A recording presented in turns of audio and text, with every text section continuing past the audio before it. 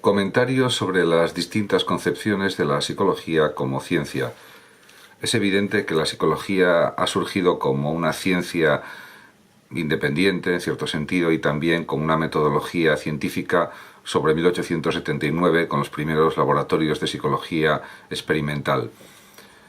Pero además conviene considerar que el punto de partida del ordenamiento de los datos, de la observación de hechos psicológicos, también es valorado por el pensamiento filosófico. La filosofía se interesa por la psicología desde siempre. De hecho, los tratados acerca del alma, etcétera, son tratados de tipo psicológico o de tipo antropológico.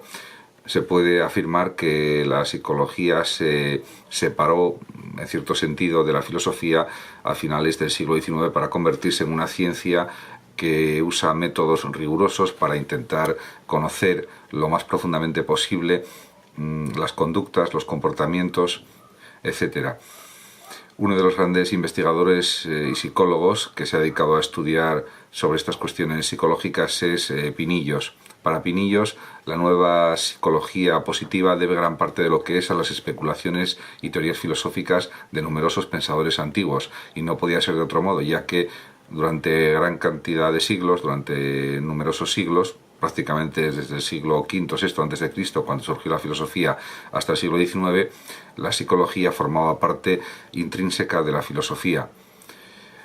Pero además conviene darse cuenta de que la psicología, aunque en verdad es una ciencia empírica descriptiva, también tiene sus puntos de conexión con la biología, con las ciencias biológicas, ya que trata con organismos vivos, y la conducta tiene unas bases biológicas indudables.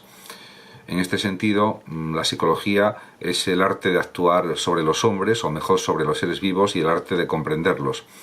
Es verdad que ya en la antigüedad hubo distintas o diversas teorías psicológicas, por ejemplo, una de ellas, la del padre de la medicina, Hipócrates, que decía que había sangre, bilis, amarilla y negra, y flema, y desarrolló una serie de teorías que no eran científicas, pero que era una forma de explicar los comportamientos, las conductas, los pensamientos humanos, etc. La palabra misma psicología apareció en el siglo XVI. Incluso grandes filósofos como Wolff y Kant ya utilizan los términos de psicología racional y empírica. Se podría decir que la psicología actual siguió el planteamiento o los planteamientos de la psicología empírica, de la psicología rigurosa. De hecho, existe la psicología matemática, la psicología experimental. Se tratan de medir y cuantificar variables psicológicas y además también capacidades de tipo psicológico. Se intenta cuantificar y medir la memoria, la imaginación y otra serie de características psicológicas. La pedagogía también analiza datos psicológicos, datos comportamentales, conductuales, etc. Realmente ha habido investigadores, pensadores como Weber, que encontró una serie de relaciones entre las variaciones en el ambiente físico-material y la capacidad humana para percibir dichas variaciones. Otro estudioso, que es Fechner, en su libro Elementos de Psicofísica, establece una relación matemática entre lo psíquico y lo físico. Por eso se puede medir aproximadamente los niveles de inteligencia de una persona, su nivel de memoria, su capacidad memorística, etc.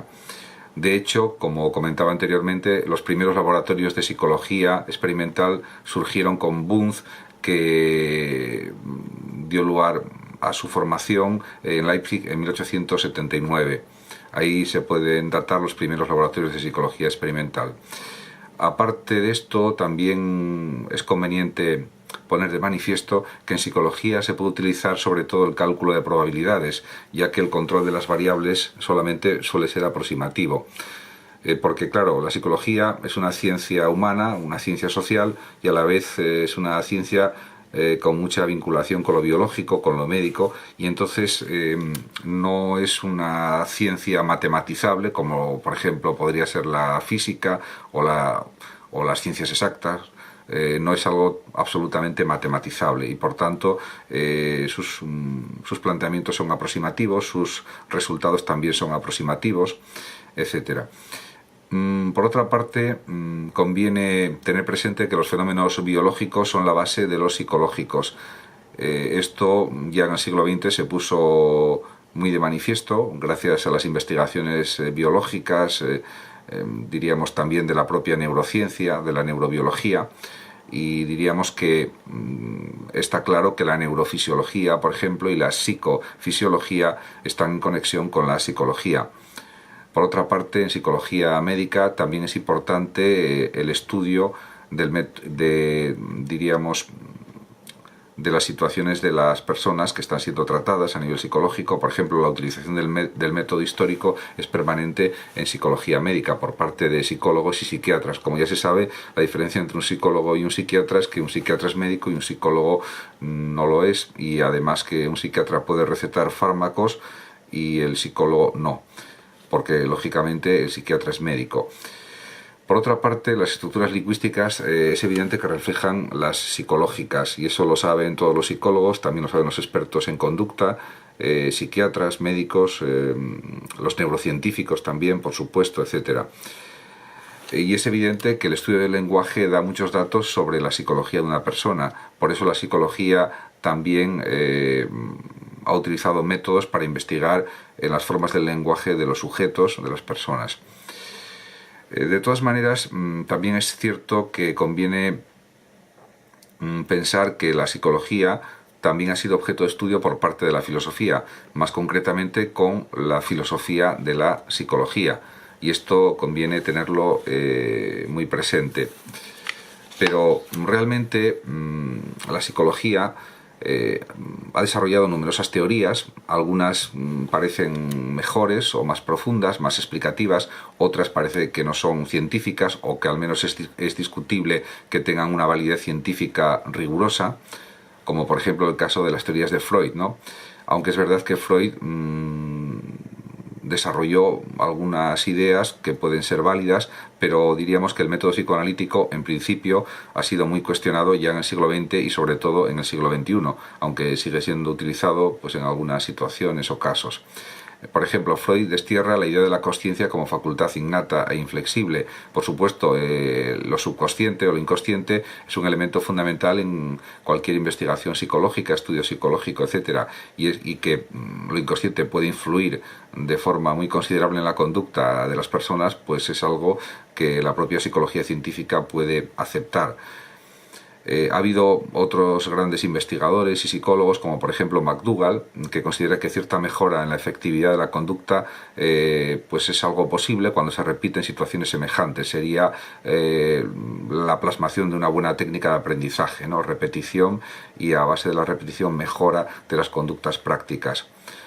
Además, Breder considera que en toda la ciencia psicológica no hay hechos suficientes para formar un sistema único y sólido. Hay muchas teorías psicológicas, a veces contrapuestas, pero todas pueden tener su parte de verdad, y algunas, por supuesto, yo considero que son científicas y otras que no lo son. Para Pinillos, la psicología está claro que estudia la conducta y a la vez hace uso de la introspección. Ha habido numerosas escuelas psicológicas durante el siglo XX y también en el siglo XXI, por ejemplo, la psicología de la vida interior, la psicología científica, la psicología animal, el behaviorismo, psicología del comportamiento, la teoría de la Gestalt y la psicología psicoanalítica, pero hay muchas más también. Además, conviene poner de relieve que también es algo muy relevante la introspección y la experiencia, por ejemplo, como señala Maine de Virán y otros. En lo que respecta a la psicología científica, es verdad que con ella se amplía el campo de estudio y se trata de medir y experimentar con la memoria, el pensamiento, etc.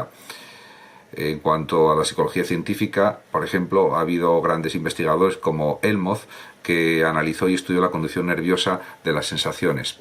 Luego, por supuesto, hay que destacar las investigaciones en psicología animal, en etología. Lorenz, por ejemplo, se dedica a la observación del comportamiento global del animal en un medio cercano al natural.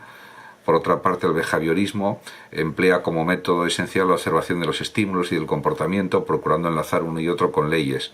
Watson, que es un psicólogo conductista, establece que el comportamiento humano viene de ser una suma de reflejos innatos y reflejos condicionados. Otro investigador importante, Levin, considera que existe un contacto entre behaviorismo y gestaltismo. La gestalt pues es pensar que nos fijamos en todos, no en las partes, en la forma, etc. Por otra parte está el conductismo de Pavlov. Los animales de la misma especie responden de modo diferente a un determinado estímulo por la teoría de los reflejos condicionados. Y en cuanto a la teoría de la Gestalt, es evidente y es verdad que nos fijamos en totalidades, en formas, no en partes aisladas, y es lo que se llama también teoría de la Gestalt o psicología de la forma. El fundador es Wertheimer y los discípulos que siguen esta teoría de la forma o de la Gestalt son Kohler, Kafka y otros. Por otra parte, hay otros investigadores como Ehrenfels que señalan que la percepción de la forma viene a ser cuasi sensorial.